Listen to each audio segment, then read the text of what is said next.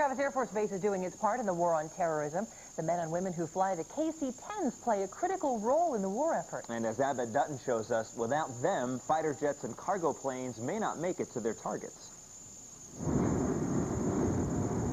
When Travis Air Force Base hears the call to duty, they send in these KC-10 air refueling tankers.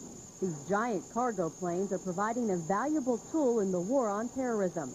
Think of them as high-tech gas stations in the air. By keeping us up there, when they run short of fuel with no close base to land, they can zip up to us, get a few thousand pounds of gas, and then go back down to where they're needed. Lieutenant Colonel Dave is leading the crew of a dozen men and women on a training mission. They'll fly 2 KC-10s nearly 1,000 miles from Sacramento to Oregon and back, practicing the delicate art of mid-air refueling.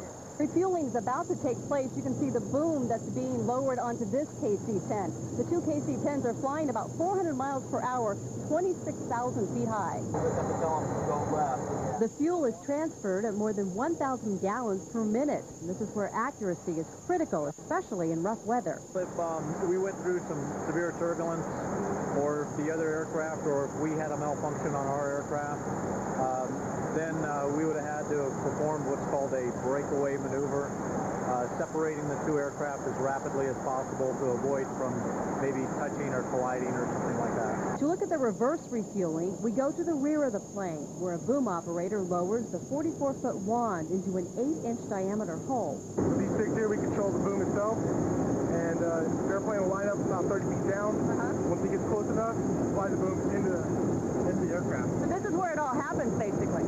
You could actually see the pilots and crew in the other plane from this point, right? Yes, ma'am. I can see his face. I can see what color eye he's got. It gets close enough. KC-10s just like this have already been deployed from Travis Air Force Base to the Middle East, and more may be sent along with these men and women. Captain and pilot Rebecca says it's a call she's ready for.